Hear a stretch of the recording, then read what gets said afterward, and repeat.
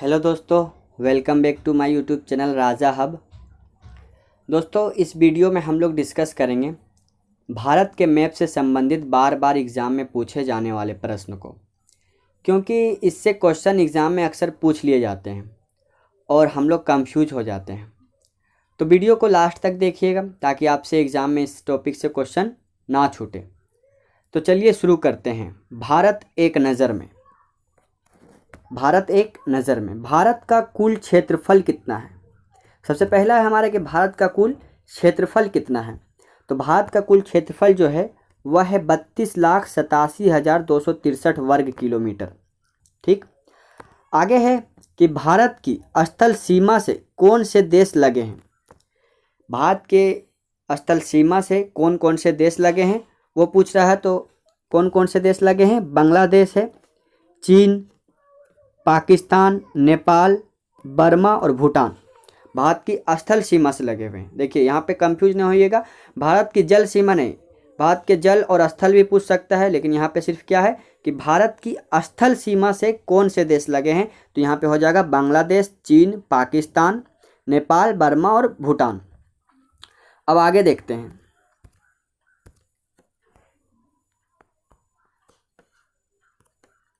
देखिए भारत की जल सीमा किन देशों से मिलती है। अब यहाँ पर है जल सीमा पूछ रहा है, जल सीमा किन देशों से मिलती है। तो जल सीमा जो है वह मालदीव, श्रीलंका, बांग्लादेश, म्यांमार और पाकिस्तान से भारत की जल सीमा मिलती है। मालदीव, श्रीलंका, बांग्लादेश, म्यांमार और पाकिस्तान। आगे है कि कर्क रेखा किन राज्यों से होकर गुजरती है। भारत से कर्क रेखा किन राज्यों से होकर गुजरती है। तो आपको पता होगा कि कर्क रेखा जो है भारत के 8 राज्यों से होकर गुजरती है। 8 राज्यों से होकर गुजरती है। पहला राजस्थान, दूसरा गुजरात, तीसरा मध्य प्रदेश, चौथा छत्तीसगढ़, पांचवा झारखंड, छठा पश्चिम बंगाल, सातवां त्रिपुरा और आठवां आपका मिजोरम है। ठीक है। कर्क रेखा किन राज्यों से होकर गुजरती है। तो राजस्थान, गुजरात, मध्य प्रदेश, छत्तीसगढ़, झारखंड, पश्चिम बंगाल, त्रिपुरा और मिजोरम, टोटल 8 राज्यों से होकर कर्क रेखा गुजरती है। अब आगे देखते हैं। अब अगला है कि भारत का मानक समय कहाँ से लिया गया है। भारत का जो मानक समय लिया गया है वह कहाँ से लिया गया है। तो भारत का मानक समय इलाहाबाद के निकट नैनी नामक स्थान से लिया गया है, नैनी नामक स्थान से। फिर भारत के मानक समय और ग्रीनविच समय में कितना अंतर है। तो भारत के मानक समय जो है और ग्रीनविच समय में 5.5 घंटा का अंतर है। ठीक, 5.5 घंटा का अंतर। फिर आगे है कि भूमध्य रेखा से भारत के दक्षिण छोर की दूरी कितनी है। भारत की जो दक्षिण छोर है, भूमध्य रेखा से लेकर भारत की दक्षिण छोर तक की दूरी जो है वह 876 किलोमीटर है। भूमध्य रेखा से भारत के दक्षिण छोर की दूरी कितना है? 876 किलोमीटर। अब आगे देखिए।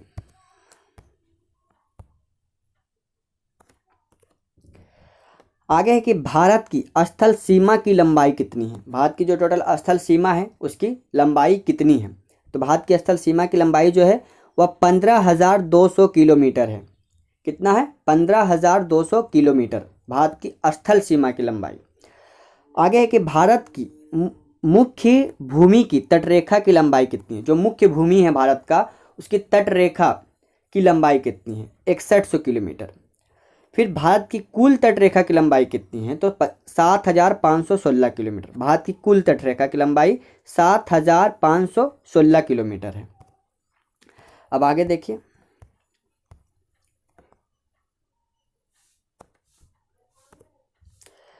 संपूर्ण भारत के कितने प्रतिशत भाग पर पर्वत व पहाड़ियों का विस्तार है। मतलब कि पूरे भारत में कितना प्रतिशत भाग में जो है पर्वत और पहाड़ियों का विस्तार है। तो 28.8% भाग में जो है भारत में पर्वत और पहाड़ियों का विस्तार है। 28.8%, याद रखिएगा। भारत में कितने प्रतिशत भाग पर पर्वत और पहाड़ियों का विस्तार है। तो 28.8%। आगे है संपूर्ण भारत के कितने क्षेत्रफल पर मैदानी विस्तार है। पूरे भारत में कितने क्षेत्रफल में जो है मैदानी विस्तार है। तो 44% पर मैदानी विस्तार है। और पर्वत और पहाड़ियों का विस्तार कितना है पूरे भारत में। तो 28.8%, ये देखिए 28.8%। और पूरे क्षेत्रफल में, भारत का पूरे क्षेत्रफल में मैदानी विस्तार कितना है, तो 44% है मैदानी विस्तार। और भारत में समुद्र तट रेखा वाले राज्यों की संख्या कितनी है, जो समुद्र से सटा हुआ है, भारत के जो समुद्र से जो राज्य सटे हुए हैं उसकी संख्या कितनी है, तो उसकी संख्या है 9 राज्य जो है भारत के समुद्री से तटरेखा वाले राज्य हैं, समुद्र से सटा हुआ राज्य है। अब आगे देखते हैं।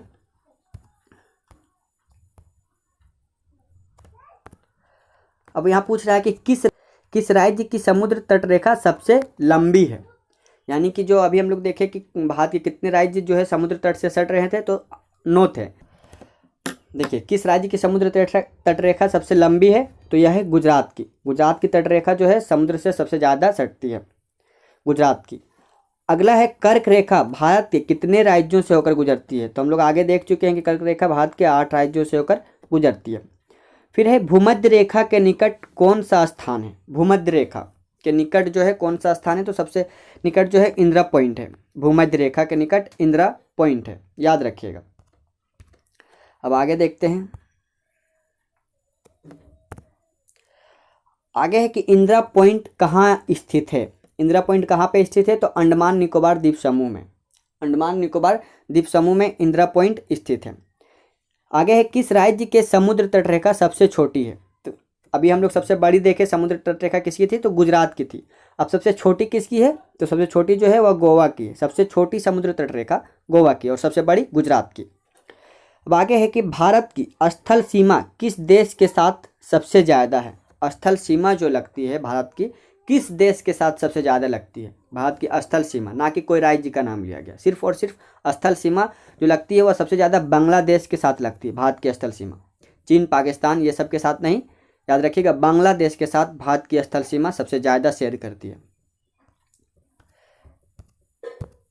अब आगे देखिए। भारत का कौन सा भू आकृतिक भाग प्राचीन है। मतलब कि कौन सा भाग भारत का जो है भू आकृतिक भाग कौन सा है जो कि प्राचीन है, मतलब बहुत पहले का है। प्रायद्वीपीय पठार। प्रायद्वीपीय पठार जो है ये प्राचीन भू आकृतिक भाग है, प्रायद्वीपीय पठार। फिर आगे है कि भारत के पूर्वी समुद्र तट को किस नाम से जाना जाता है। पूर्वी समुद्र तट, पूर्वी समुद्र तट को किस नाम से जाना जाता है भारत के, तो कोरोमंडल तट, कोरोमंडल तट के नाम से जाना जाता है। अब आगे देखिए। कोंकण तट कहाँ से कहाँ तक स्थित है। कोंकण तट जो है कहाँ से कहाँ तक स्थित है, तो यह गोवा से दमन तक स्थित है। ठीक, गोवा से दमन तक। लक्षद्वीप समूह के द्वीपों की उत्पत्ति किसके द्वारा हुई, तो परवाल द्वारा हुई है। लक्षद्वीप समूह के द्वीपों की जो उत्पत्ति हुई है वह परवाल द्वारा हुई है, परवाल द्वारा। न्यूमुर द्वीप कहाँ स्थित है, तो यह अंडमान सागर में स्थित है न्यूमुर द्वीप। ठीक, अब आगे देखते हैं।